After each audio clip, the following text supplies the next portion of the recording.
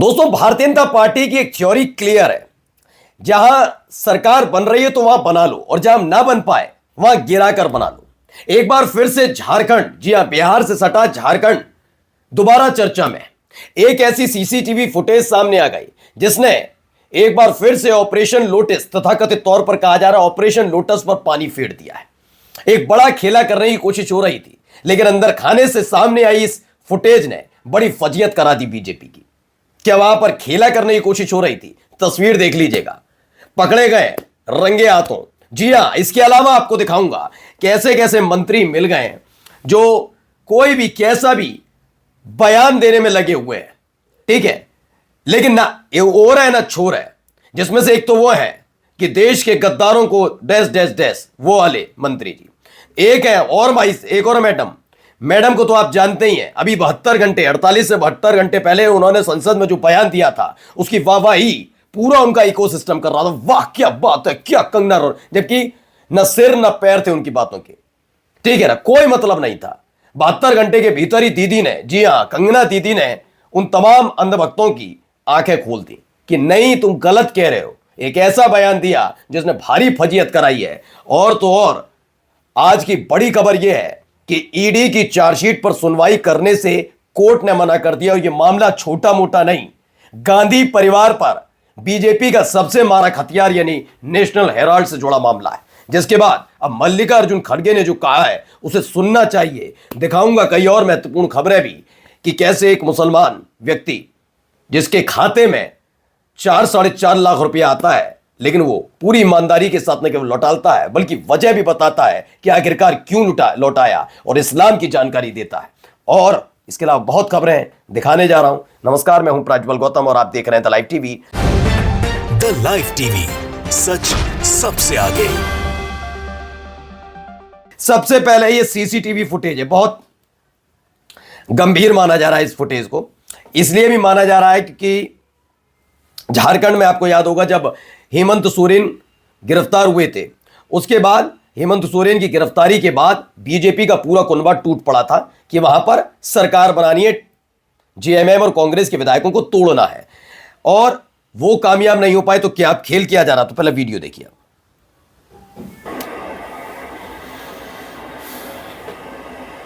ये दो CCTV footage ने सियासी गलियारे को न केवल गरमाया है बल्कि खेला खोल कर रख दिया, जिसने पानी फेर दिया है। भाई पानी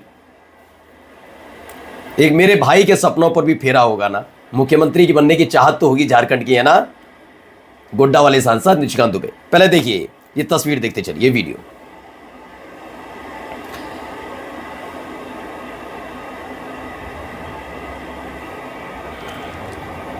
एक और इसी से जुड़ी वीडियो है, ये भी देखिए।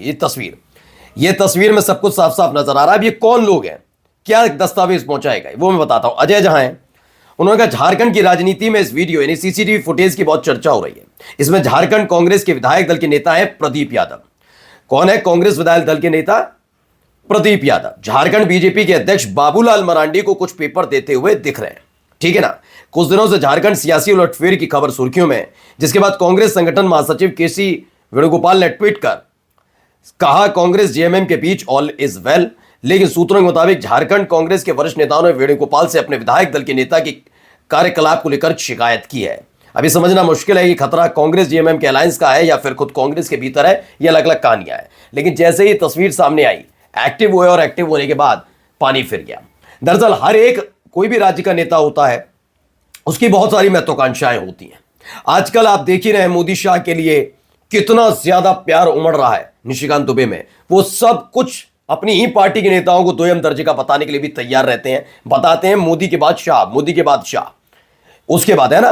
तो अभी इनका क्या है, इनको पूरी उम्मीद है, क्योंकि पिछली बार भी जब थे चंपई सोरेन लेकर घूम रहे थे, बना दिए। मौजूदा उप मुख्यमंत्री जो झारखंड के राज्यपाल थे, 2 दिन गायब रहे, 48 घंटे, पूरा का पूरा कुनबा टूट पड़ा। निशिकांत दुबे दावा कर रहे थे जेएमएम कांग्रेस के विधायक हमारे संपर्क में है, सारा खेल फेल, और आखिरकार चंपई सोरेन मुख्यमंत्री बने थे, याद है ना।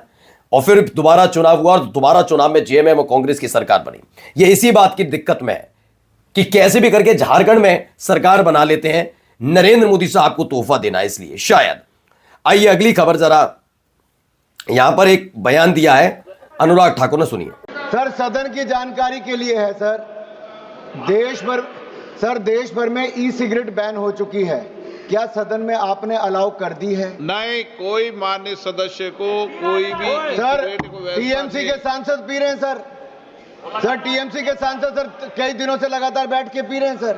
कोई भी मान्य टीएमसी के सांसद एक पी रहे हैं मिनट व्यवस्था सर। दे रहा हूं। नहीं सर, आप चेक करवाइए सर। एक मिनट व्यवस्था दे रहा सर हूं। सदन में अगर सिगरेट पीना अलाउ कर दिया है, एक मिनट प्लीज, मैं सभी मान्य सदस्य। अच्छा, ये खबर आपको पता भी होगी, लेकिन बताऊं, द टाटवा है, इन्होंने लिखा टीएमसी एमपीएम महुआ मोइत्रा, वो पार्लियामेंट के जो पूरा इलाका होता है पार्लियामेंट के अंदर, मतलब सदन के अंदर नहीं, सदन से बाहर जो गलियारा कहा जाता है, वहां पर ई सिगरेट पीती हुई मिली, ऐसा दावा किया गया, जबकि बैन है। लेकिन इसमें एक दावा हो गया है, फेक न्यूज। द तत्वा ने एक्स पर 11 दिसंबर को पोस्ट करते हुए लिखा, सरकार द्वारा बैन के बावजूद टीएमसी एमपी महुआ मोइत्रा संसद में ई सिगरेट पीती देखी गई। फैक्ट, 11 दिसंबर को महुआ मोइत्रा संसद में मौजूद ही नहीं थी। यह देखा कैसे एजेंडा सेट किया जाता है। अब आते हैं कंगना रनौत पर। कंगना रनौत के मुताबिक इस देश के राष्ट्रपिता महात्मा गांधी ने रघुपति राघव राजाराम जो है वो नेशनल एंथम दिया था। ये उनके मुताबिक, दीदी का ज्ञान है, लेना पड़ेगा भाई, दीदी का ज्ञान झेल रही है बीजेपी, अंधभक्त झेल रहे हैं, डिफेंड नहीं कर पाते, लेकिन ज्ञान लीजिए। इसके बाद रागी नायक ने कहा, रघुपति राघव राजाराम को लेकर महात्मा गांधी ने नेशनल एंथम बनाया था। ये कहना मंडी से भाजपा सांसद कंगना रनौत जी का, ऐसे महामूर्ख भाजपाई क्यों होते हैं, भाजपाई मोदी जी को ऐसे ही नमूने क्यों पसंद आते हैं। बिल्कुल इस पर ट्रोल होना बनता भी है। जो बयान दिया गया, उनके बयान का जो 3 दिन पहले दिया था संसद में, तब भी मैंने कहा था इस बयान का क्या मतलब है। वो बयान में उन्होंने एक ऐसी बात कह दी थी, जो ब्राजीलियन मॉडल वाला राहुल गांधी ने दावा किया था कि उनका 20-22 जगह फोटो था और उनके नाम से वोटर आईडी कार्ड बने थे, ऐसा उनका दावा था। मतलब ये था कि ब्राजीलियन मॉडल्स का इस्तेमाल, फोटो का इस्तेमाल करके धांधली की गई। ये मसला राहुल गांधी की तरफ से उठाया और ये किसी की भी समझ में आ गया, कंगना रनौत की समझ में नहीं आया। संसद के अंदर कह रही हैं कि ब्राजीलियन मॉडल ने मना किया, वो तो कभी भारत आई नहीं और किसी भी महिला का ऐसे फोटो नहीं दिखाना चाहिए, ये नहीं करना चाहिए। मैं भी हंस पड़ा, मैंने कि वो क्या कह रहा, राहुल के क्या दावा है उनका, पहले दावा तो सुन लो, क्या बात हो रही है। कोई मतलब नहीं, कुछ भी बोल दो, संसद ही तो है ना। तो कंगना रनौत ने उस बयान को लेकर लोगों ने बहुत उनके लिए कहा था, अरे यार ऐसा कोई बयान क्या, कंगना रनौत, उन्होंने 72 घंटे में कहा इतना ज्यादा मुझे समझदार मत समझो। अब जरा समझिए यहां क्या हो रहा है, सुनिए पहले। फैसला आने के बाद मैं ये कहना चाहता हूं, मोदी जी और शाह रिसिग्नेशन देना चाहिए। वो क्योंकि उनके मुंह पे एक थप्पड़ मारे जैसा हुआ है और आज वो ये समझ के राजीनामा देना चाहिए। ऐसे जनता को सताने का काम वो नहीं करना चाहिए। तो नेशनल हेराल्ड वाले मामले में कोर्ट ने कहा तो ईडी चाहे तो जांच जारी रख सकती है, लेकिन जो चार्जशीट दाखिल की उस पर सुनवाई करने से इनकार किया और उसके बाद कहा जा रहा है कि अमित शाह और नरेंद्र मोदी साहब दोनों को इस्तीफा दे देना चाहिए। वाकई नेशनल हेराल्ड वाले मामले पर जिस तरह से माहौल बनाया गया उसे देखकर तो ये लगता है। अब चलिए इन जरा भाई साहब को एक बार सुन लेते हैं। पूरी भाषा और पूर्वांचल की सामाजिक सांस्कृतिक का थोड़ा भी ज्ञान होगा तो वह अच्छी तरह समझता है कि हमारे गांव देहात में जब किसी बात को टालना, हल्के फुल्के अंदाज में खत्म करना होता है तो लोग पारंपरिक तौर पर कहते हैं, जैसे उदाहरण के तौर पर बताया हमारे भोजपुरी में कहा जाता है कि फलनवा यह कहले बना कुछ और ना ही कहला सना, चला ही बतिया छोड़ दे।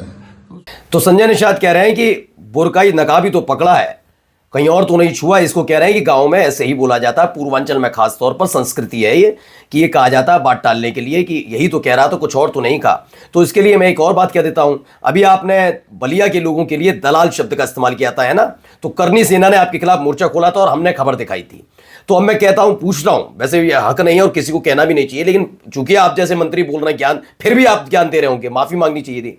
तो मैं कह देता हूं, करनी सेनी ने धमकी तो दी थी, कूटा थोड़ी ना था आपको। ये कोई मतलब है फालतू की बात है। जिस आदमी को शर्म सार होकर माफी मांगनी चाहिए इतने गंदे बयान पर, वो आज भी अपने बयानों पर टिके हुए हैं कि नहीं ये हमारे यहां संस्कृति है। ऐसी कोई संस्कृति नहीं है, समझ रहे हैं। ये जबरदस्ती ज्ञान मत दीजिए। अब सुनिए खबर क्या है, इनको जाकर दे दीजिए संजय निषाद जी ज्ञान और जवाब दीजिएगा। सीएम नीतीश कुमार ने जिस महिला डॉक्टर नुसरत परवीन का हिजाब हटाया था, उन्होंने बिहार छोड़ दिया है। वो अब कोलकाता में अपने परिवार के पास चली गई है। 15 दिसंबर को यह घटना हुई। इसके अगले ही दिन नुसरत कोलकाता में अपने परिवार के पास आ गई।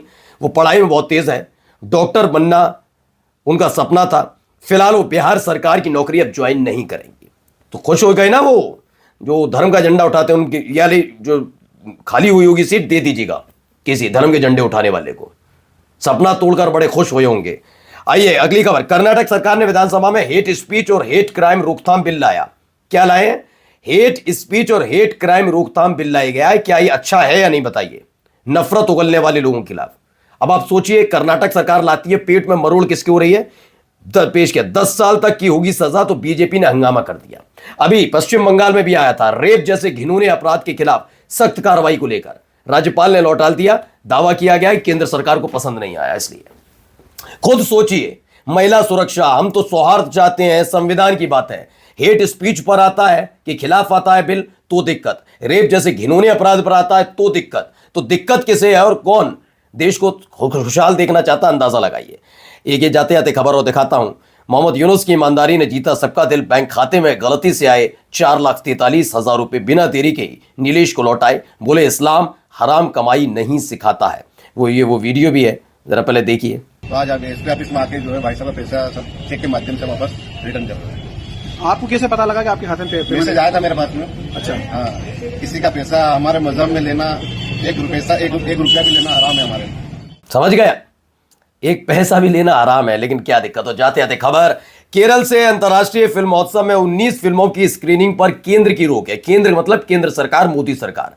अंतर्राष्ट्रीय फिल्म महोत्सव होने जा रहा है केरल, जिसमें 19 फिल्मों की स्क्रीनिंग नहीं होगी। जानते हैं इनमें 4 फिल्में कौन सी हैं? फिलिस्तीन से जुड़ी 4 फिल्में भी इसमें शामिल हैं। नमस्कार।